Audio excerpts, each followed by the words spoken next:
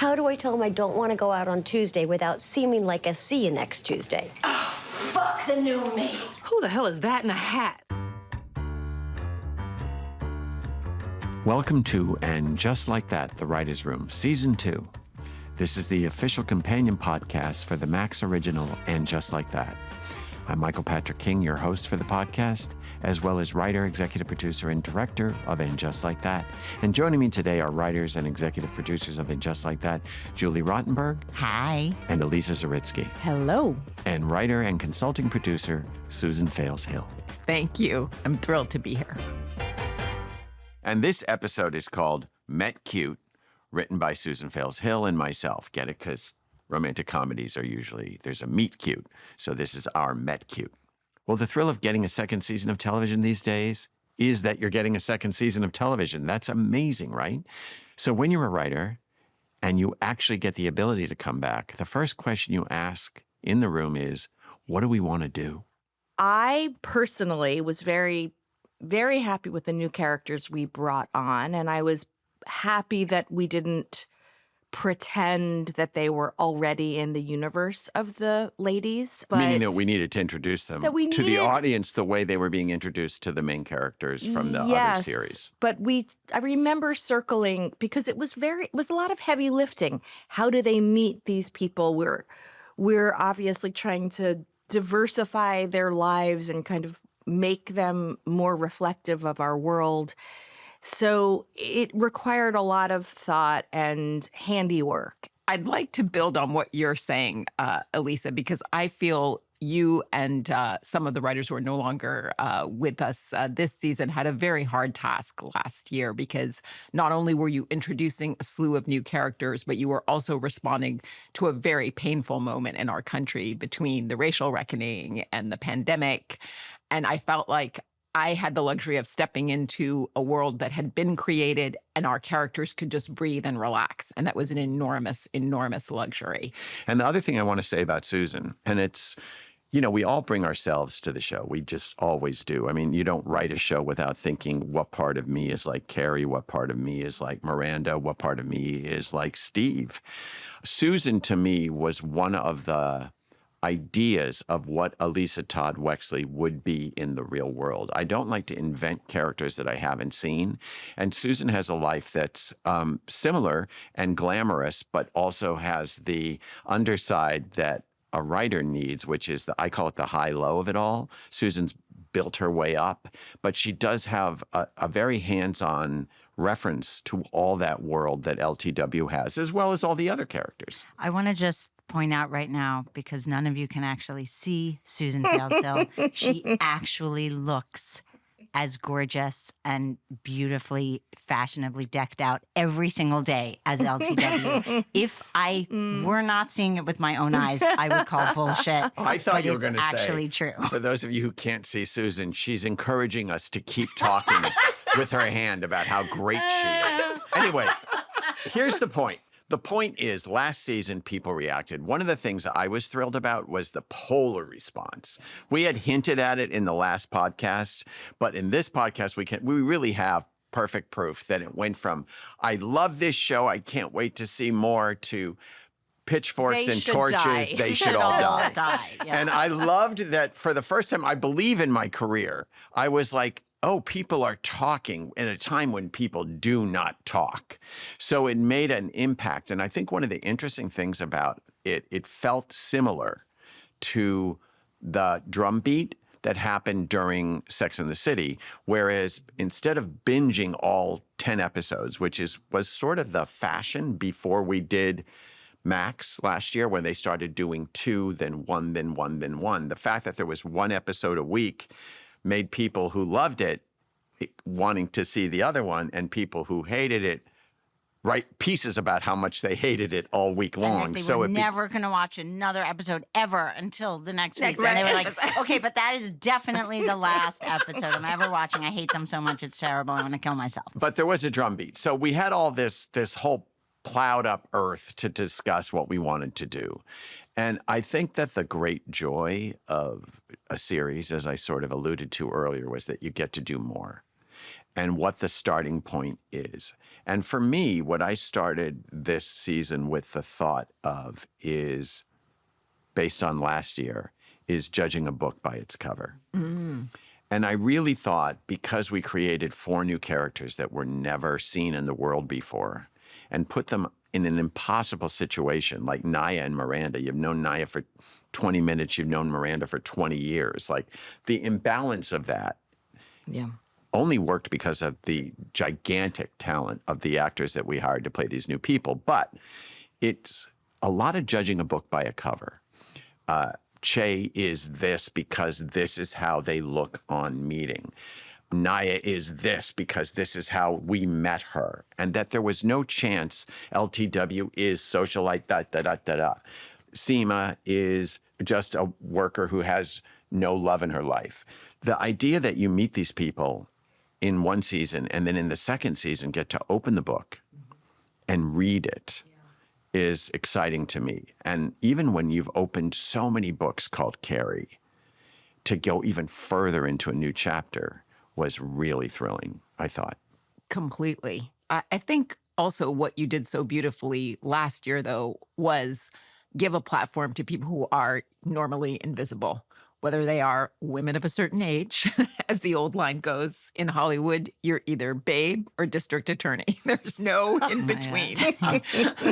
That's a line from, I think, First Wives Club. It's not mine. You gave visibility to non-binary people, a Latin Irish non-binary person at that. You gave visibility to an Indian woman. You have 2 Black women representing different facets of Black bourgeois life. And you showed the mosaic of New York, which I have never seen. Shows are either all white or all Black or all something. And to finally see the blend is, for me, one of the huge joys of watching the show and then this year being part of it. So I wouldn't underestimate what that was. First of all, thank you, Susan. And I will say, having someone who didn't work on the show last season, who also has a perspective that we didn't have, was incredibly helpful to us. I also want to mention when you said we have the luxury now of having gotten all that response, good, bad, and otherwise, that we could decide who we wanted to see more of, what we wanted to respond to. You know, I love the fact that Che became this incredibly polarizing figure. And someone asked you recently, I think, Che's not coming back, are they? And it was like, yeah, they are. Yeah. And it was like, yeah, we love this character. We felt like we have more to say. We're not gonna. That was the biggest shock for me, was that we created a villain. We didn't see them that way, but that was a shocking. I have a very unique perspective of that, which is in the first 2 episodes, Che was a hero. Everybody thought, that's a cool new character. Ooh, great. Oh, they're so funny and they're strong and they say things to Carrie that no one has ever said. And the minute Miranda became infatuated with Che, they became a villain because they broke up a marriage in everybody's minds, even though they changed Miranda's character and all that. Hey, look, here's what you do. You don't try to do the same thing over and over again, because that's dead. So what we did last year is we took Sex and the City and broke it, made it a new show called And Just Like That. And this season, we wanted to grow even more in Just Like That. And that's what we're about to talk about today. So if you haven't seen the first episode, you should probably not listen, because we're going to ruin some of the party for you. It's quite a party. And we wanted to start with the idea of, I think in writing, you paint yourself into a corner. You don't hold back. And then what do you do when you paint yourself in a corner? You don't go over the wet floor. You have to go up a wall. So the first corner that we painted ourselves into was Carrie kissed someone in an elevator. Looking at Carrie, I think at this age and stage in her life was a new opportunity to really think, like, old Carrie was always on a quest, right? She fell in love with Big in the first episode of Sex and the City. And then she was trying to get him the entire the entire series. She was trying to get him, and she was studying other people and other relationships along the way and having experimental sex sometimes, but she was always reaching for him. And then to like what happens to a person, and we all know people that this has happened to, they've found the love of their life, they've lost the love of their life. Well, now it's kind of like she's What had now? it. She's had everything. So now she can have Now what? a fun weekly, But interlude. It's a little bit like the pressure's off now. But the bigger question is, you said now she can have, but can she? And that's what her friends are asking her. Can you have a weekly interlude? And she's asking herself, of Yes, course, and because that's she's fun. And right. because we're no longer doing voiceovers where Carrie's above the show looking back at it, it's more fun to write a character who doesn't even know where anything is going. Sex and the City was always sort of written from the point of view of this all happened and I'm summing it up for you. And just like that is like, I'm in the middle of this. Where's this going to go? Who knows? because when you're older, you realize you don't know. All that you know is that you know nothing. And one of the huge pleasures of writing about women this age is that when you're young, you know happiness. When you're older, because you've been through excruciating pain, you discover the true meaning of joy. And that is so much fun to write and to explore, that the incredible joy comes from real depths of pain and experience. And the other fun thing for us is you have to understand that there's a couple of characters in season 2 that we just took a leap of faith with. Franklin, number one.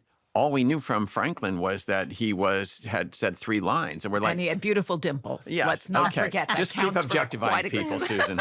Just keep objectifying men, I'm Susan. a cougar. I Susan am the Fales-Hill. self-appointed cougar. Oh my God! Now it's a We're podcast in in trouble. 1994, as Carrie would say.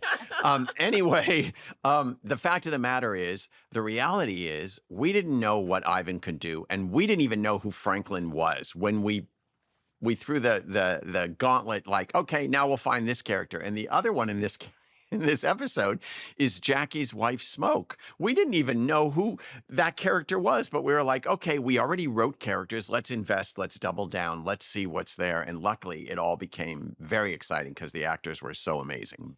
So since we're starting with sex, we ended with sex. Let's go further into sex. And then we thought, let's not run from sex this year. Not that we did last year, but grief and sex are kind of a hard plate. I think it would have been really weird and tacky if we ran to sex, we let Carrie run to sex in the season. The only time last year she ran anywhere towards dating, she wound up vomiting on his shoes. Right. That was our And that was- choice. That was our classy high level. That was the classy high level road. choice. And so this year we decided let's have her jump into bed, and it's fun. And then from the writing point of view, then you start thinking, okay, where's everybody else? So we thought, let's start with everybody having sex. Everybody. Let's reveal them, who they're with. Because basically, Miranda, at the end of season 1, was going to LA to visit Che and their pilot, having gone through the scorched earth of their relationship, their trouble with their affair, son, their affair, coming to terms, telling it to Carrie and Miranda. They are ready now for this new adventure. She has red hair again. She's back to her original recipe, Miranda. Her son gave her his permission at the end of the season, which was very moving. Yeah, and then she's now in L.A. with Che. Okay, so if we knew Carrie kissed somebody in an elevator and that was going to be the beginning of her thrust, to me the idea of Miranda in L.A. doing a television pilot with Che was such an amusement park that we spent weeks trying to decide what's the primo Miranda in LA story. Of course, we knew that it was their honeymoon, basically. I always thought of the pool and the fauna. The orange and the tree. flora and the Guest house. fauna is very much the Garden of Eden for them. And she's very sexual in this episode, which is important because her complaint about herself with Steve was It had all dried it up. had all died, dried yeah. up, and she wanted more out of life. So here we are following that and giving her more. And in the first episode, we see them in a sort of idyllic Los Angeles until it isn't. Right. The good Los Angeles. The honeymoon, exactly, before it all goes dark. Yeah, I mean, and the Not place to that goes dark is in a sensory spoil. deprivation egg. Right, Now, right, like, right. first of all, when you think, okay, sensory deprivation, and everything we do pretty much is based on something that has happened to us. I've done sensory deprivation all the time. Actually, that is Pause in LA, where I went to in that egg, where we filmed it, in that actual egg, and I got salt in my eye. And as it happened, the And saline thus, dropped in my Miranda's eye. first story was I was born. like, okay, this is Miranda. Like, you just know when they show up inside you, like, oh, this is Miranda's story. Bringing the moment of self-realization to a screeching halt. Yeah, I as may your not eyes have are stinging. kissed a I hot have- Latin I have guy a- in an elevator, but I have had saline solution drop in my eye naked in an egg. It's the opposite of sensory deprivation when you actually get stung by something. Right. And so the first thing is we get the idea, and we had many other journeys we went down. We were going to do psilocybin. We were going to do ayahuasca. microdosing, Oh, ayahuasca. yeah. And we was like, okay, ayahuasca. We did like 2 days. I was It holding on more to than 2 ayahuasca. days. It was more than 2 days. I had a remember hard month time- of ayahuasca. I Oh could- my I God. thought- Yeah. I feel like we shot it. No, it was. Until I went to that seminar where they said, don't do ayahuasca, it's cultural appropriation, and it's listed all the ayahuasca that had been done in television, and eventually, even though Finally. Miranda would have been funny, please recall we mapped out an entire ayahuasca, what they call an arc. There was a whole ayahuasca right, anyway. journey. I almost went and took ayahuasca in order to understand what this was. but And the then- point is, what we realized eventually was we have 7 main characters, and their stories have to happen. What's the ground zero for LA that we could think that hasn't been done yet? And it was Miranda in an egg. And then, of course, when we fall in love with it, then I call up Cynthia and I go, hey, Cynthia, would About getting naked. you be okay being completely naked? And she was like, what? And I said, would you be completely naked? But like, it's not funny unless you're completely naked. She goes, I'd be fine with that. Thank God you, bless Cynthia. That is, Yeah. that Yeah. is 27 years of And trust. Never wavered the entire The course. daring of all these actors, I have to say, is to be applauded. All of them just go for it. Yeah, they do. So with the Miranda storyline, it's really all about, our show is always about writing what's underneath maybe the security, or what's underneath the confidence. What's the insecurity underneath the strong person? And we did that with Miranda suddenly doubting that their relationship is more than sexual. And we collided it into Che's surprising, I think, vulnerability about their body. I thought that you thought that our relationship was just sexual. And I made a mistake coming to LA and taking it out of the bedroom. No, it was about the jeans. And I think the vulnerability, especially with Che, was one of the most important, almost detective, like forensics for us as writers, because the Che that we met in season 1 was on the rise of their comedy career, and we met them at a real high, and they were this persona, and they were, a comic kind of whose head was getting bigger, Stand-up. and a stand-up who was, Brash. cocky, brash and cocky, had and bravado. had built this identity for themselves and was finally being rewarded. So our task, and I think it was from day one, we knew, was like, who's Che before they became this, on the way up person, and what's underneath all of that bravado. And I think you hinted at it in the very second episode when they meet Miranda, and they say to Miranda, wow, you're a mama bear. And the suggestion is they didn't have a mama bear. I think they even say something to the effect of, you sense the longing for that kind of protection. That's interesting. And so there was the moment when they gave a tissue to the assistant of Big who was crying. So there was a tenderness there, and there was a sense of this person didn't come from a safe environment. I mean, the other thing too is when anybody said to me, like if they had a strong opinion about Che, particularly comics, young comics, when we would run across them, I would say, well, what didn't you like about Che? They go, so cocky, so full of themselves. Oh, I know Che. Yes. And I was like, okay, then we did our job. You know Che. Che exists in the world. You just don't like that character because they're too confident, they're too in your face, they're too woke, they're too perfect, they're too shiny. Too cool for school or something. Yeah, like, and they know it. They're all ego. It was also fascinating for us to hear from the non-binary writer who joined us that, Jess Henderson, like any group, there isn't just one version. And so Che is one individual, one representation of non-binariness. They are not the emblem for all non-binary people everywhere at all times.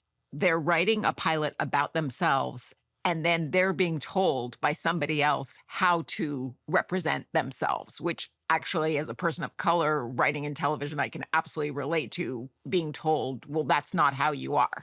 And it's sort of, but I'm standing here in front of you, and this is how I am. Yeah, and then the writer is a non-binary writer who comes in and says, this is how I want to show the non-binary experience. And Che's like, but that's not mine, but that's television. You're married to people that they then distort your reality sometimes. Whether people want to see a vulnerable Che is a whole other situation.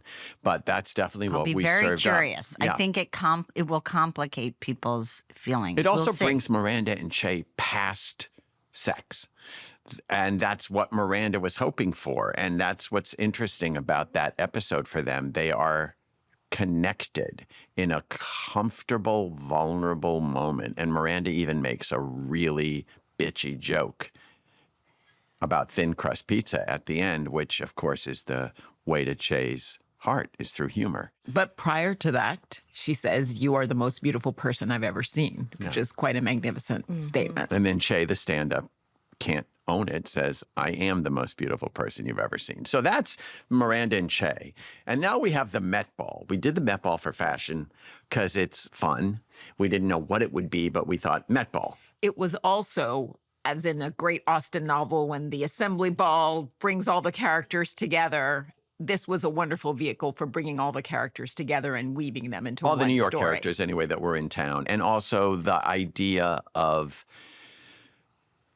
bringing these, see how these women are all connected. And it was a very big deal. Like, how are they all going? And, well, Seamus carries +1, and that brings up the Franklin story. Like, you're not inviting Franklin, which is the old paradigm of how Jackie thinks.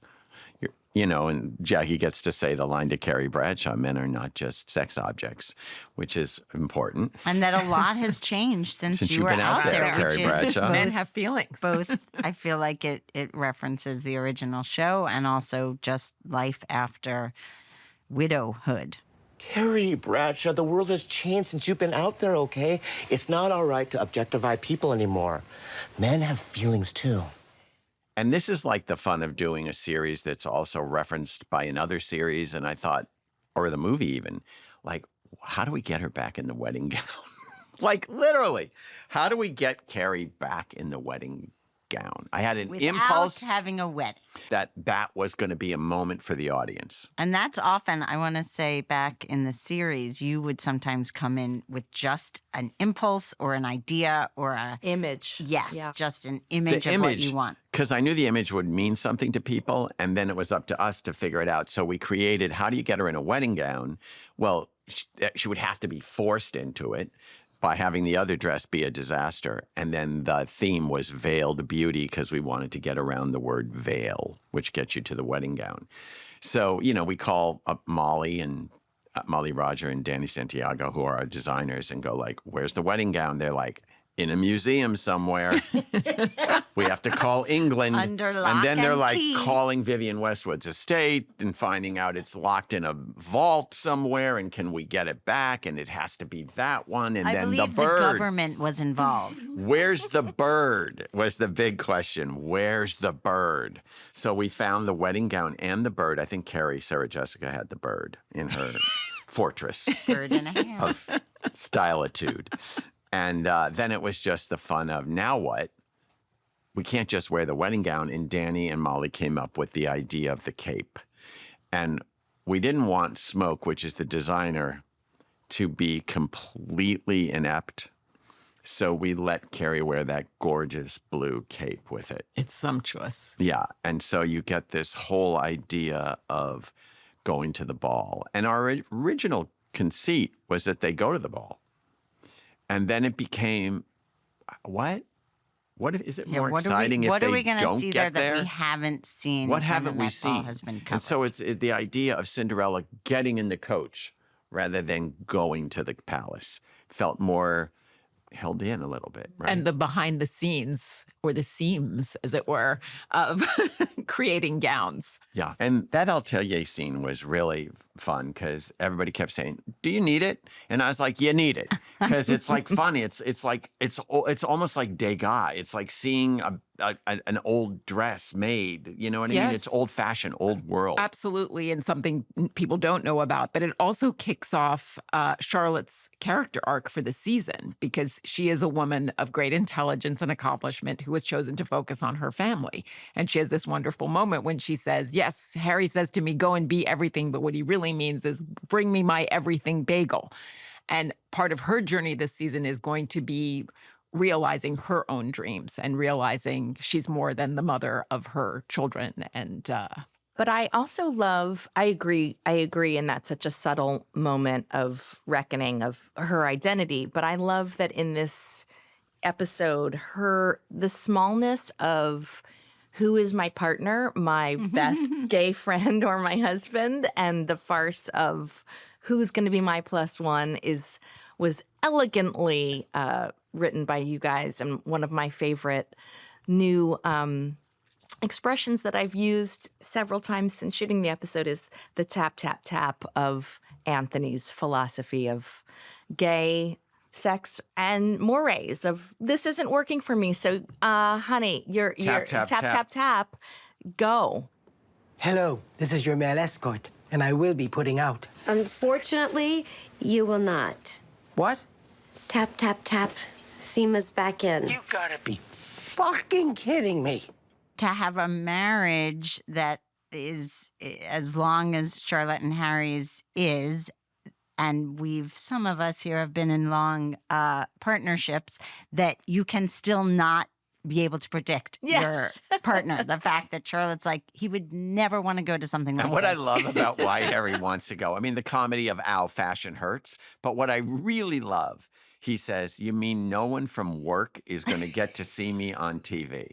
Like, the With Met Ball comes Rihanna. down to With the other Rihanna. lawyer. I don't even think he cares about Rihanna. He wants them to see him on TV at work. Right. Like, I'm He not a wants to lawyer. have his 15-minute. He wants his little yeah. hop, you know. Yeah, so tap, tap, tap is our catchphrase when I'm about to tell you something you're not going to like and you're just going to have to move on. You're through supposed it. to be fine about this. Tap, tap, tap. And I want to take a moment to talk about the historic importance of having this Black woman in the most beautiful Valentino haute couture dress, which was flown in at great expense. Oh my God. It was made by Valentino for us. And in the lining, it says, for Nicole Ari Parker. And just like that. And her head almost blew off when she said it. Wow. Didn't I didn't and it know has that. this exquisite headdress that had its own. I think it had its own plane to get here It had because its it was own so trailer. enormous. And then the unglamorous part was we realized the headdress was like a catcher's mask on Nicole's face. And all that wire just kept pushing into her gorgeous face. And she we was were in like- agony. We were like, oh my God, when she takes the headdress off, she's going to have headdress dents. What's the next scene? Does this What's the next scar? scene? And it was like, Nicole was she was telling us, I said, is it bad? She goes, it's fine. But it's like a catcher's mask pushing on her face. You know what? Fashion hurts. Yeah. It Fashion really hurts, as does Harry would say. suffer Suffer for for beauty. beauty, my mother used to say. I mean, but literally. As Harry learned. Harry It hurt. is Harry is the excruciating. story version of what Nicole wouldn't say, which is, ouch, get me out of this I couture can't do nightmare. this. It was like Hellraiser, but couture, pinhead. And then when we took it off, it was like she had a grid on her face, and we were like massaging it. Yeah, like a I Grimm's remember fairy because tale. we shot the atelier scenes later that day, and I remember it was like the big question was Nicole's face gonna going bounce to have- back? Right, recovered. In time for the coverage. She and powered through. She powered suffered through. for beauty. But I think part of that is because she understood also the importance. I just want to share briefly. Diane Carroll was like my second mom. And she would always tell me the story of doing an out-of-town opening of No Strings. And this society matron from Chicago came backstage and said, "You were wonderful. I'm hosting a reception at my home for the entire cast, but I'm not inviting you because seeing a Black woman in an evening gown will confuse my children." Who So, said that? A society matron from Chicago in to the 1960s. Diane Carroll, to legendary Diane star Carroll. of television and So, screen and stage. It's a big political statement to have a Black woman in an haute couture gown and saying, yes, this too is a Black woman. So I think Nicole would have walked through fire. She would have walked on hot coals for us and smiled to capture that moment. And the It's other beautiful. moment I remember you being so excited about was the idea of Herbert scooping up her train and carrying it across Park Avenue. You thought, well, women will love him for that. They're going to adore this powerful alpha male who is a little bit sexist in moments. He married a very powerful woman, but every once in a while he just wishes she'd go along to get along, and he carried her train. And I want to mention a little behind the scenes bit of trivia. We knew we wanted Herbert and LTW to have this sexy thing on their way to an event. We thought it was going to happen last season in the final episode on their way to the Day the mitzvah, mitzvah. yeah. And it was one of those things. There were a few things starting this season that we were like, what did we not get to do last season that we really want to do this season? So that felt like we were that hanging chad. Satisfying We got to make that story happen. And I actually think that the sexiest line in the entire, I'm even going to say season, is Chris Jackson saying, "I only need 8." yes. About how long it would take him to pleasure her. Well, 8 I think minutes. women are also going to love this beautiful man wanting to give his wife pleasure. So From the waist down. Right. She says, nothing can get smeared.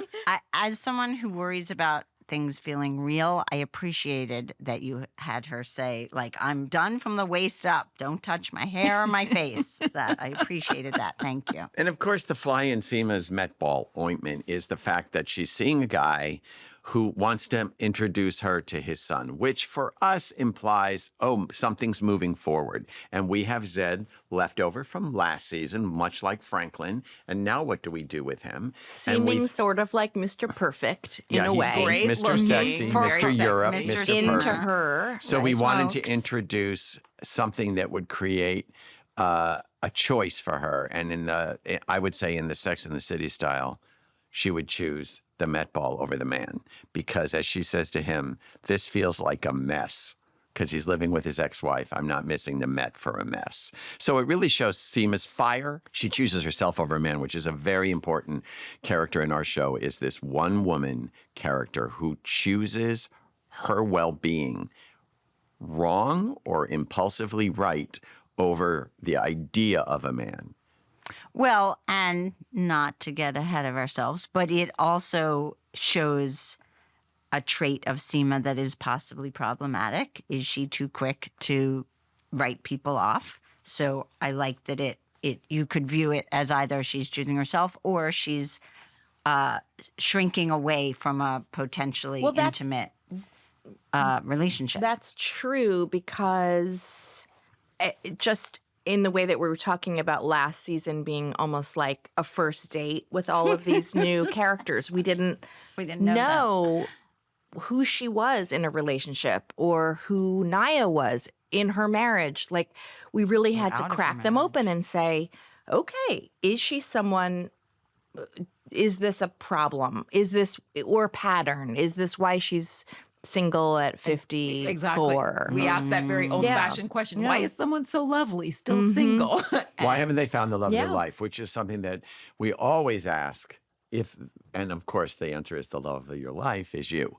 Anyway, not to get ahead of ourselves, but LTW, aside from fashion, what Spoiler we alert. wanted to do was show her life, her family. We set up this character that she had 3 kids, a career as a documentarian, and a fabulous art collection. which fabulous she art did so collection, beautifully last fabulous year. husband, fabulous everything. So we wanted to get into the nitty gritty of what does a woman like that have to do to keep it all going. So we created this, I would say, backstage of the Wexleys. Their backstage is that dressing room, bedroom ensemble where you see the extreme length that they went to, her closet, which is like going to a candy store, his closet, which is like going to Brooks Brothers or something, and then their bedroom, which is sort of the island between the two.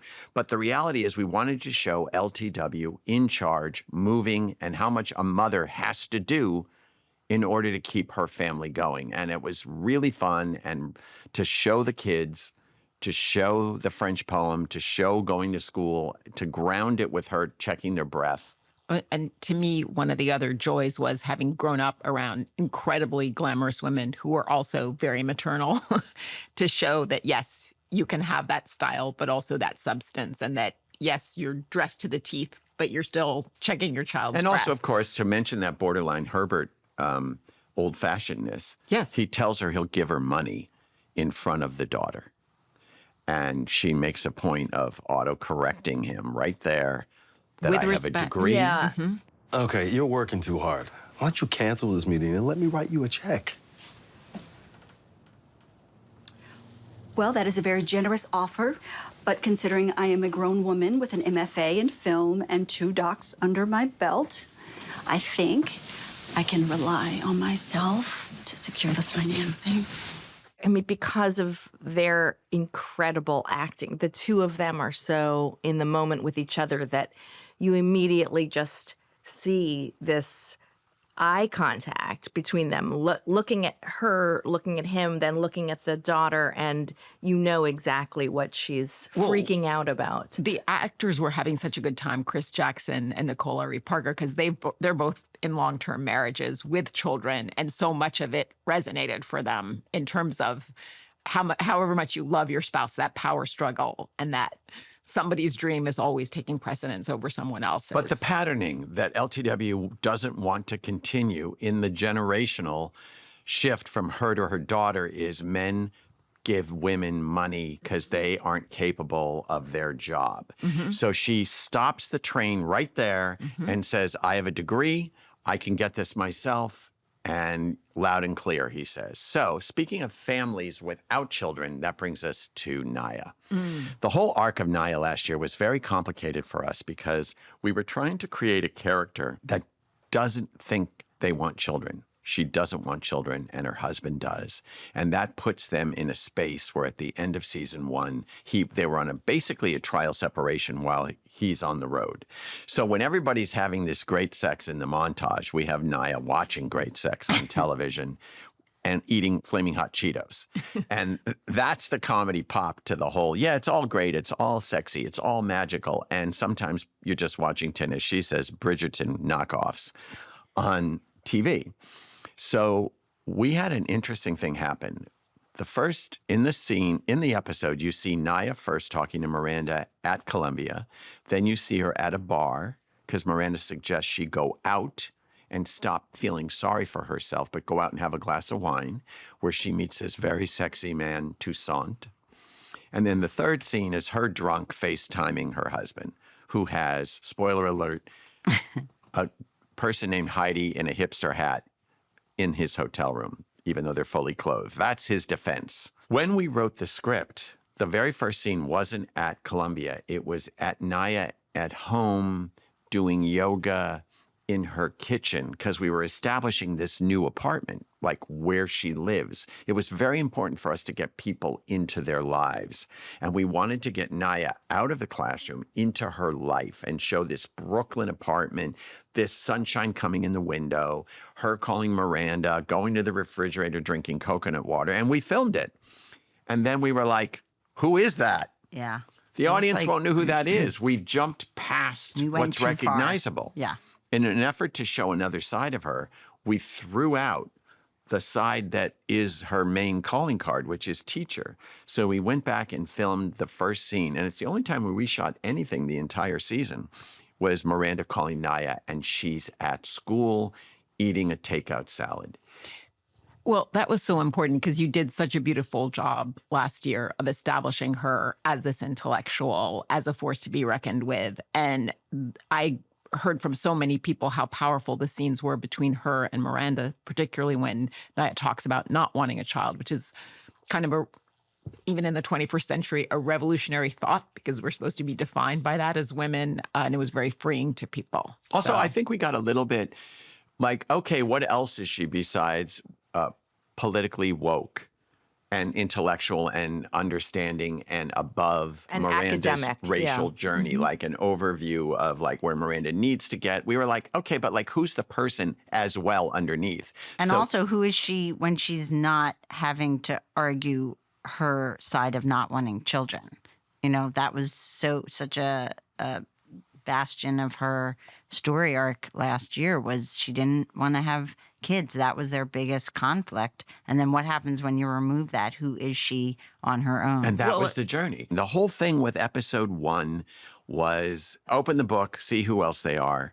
So we got into the new chapters of each of these characters, and we kind of were excited about the new pages, if I keep following the analogy, the new pages that we were able to turn for each of them and see where they go in the next episode. Which reminds me, Miranda, another source of outrage at the end of last season, was hearing that people were like, what happened to Miranda? Where is the Miranda we knew?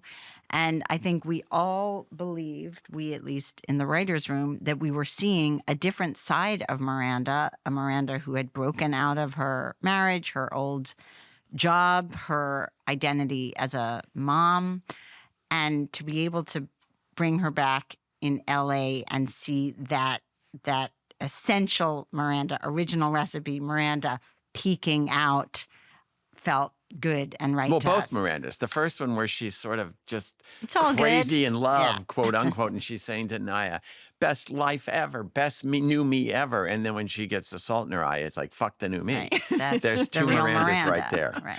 But we keep referencing how people reacted. And I want to say something about the process, which is, yes, that was in our minds. But at the end of the day, I felt as though in the process, we were always returning to the truth of the characters. Who are these women really? What would they really do? That was always the question. What does a Miranda do after she's left her marriage? What does a Naya do after the man she's been dating since college she breaks up with? So the question always came back to who are these women really and what makes them tick? And Less. what makes them tick this season? Come back tomorrow and we'll discuss episode 2, The Real Deal. And stream new episodes of And Just Like That only on Max. And listen to new episodes of this podcast right after the new episodes of the show. Listen and subscribe wherever you get your podcasts. And Just Like That, The Writer's Room is produced by Neon Hum Media for Max. At Neon Hum, Sharon Morris is the executive producer. Joanna Clay is the lead producer. Sammy Allison is our head of production. Zoe Culkin is our associate producer. Sam Baer is our engineer. That's it for the show. Thank you for listening.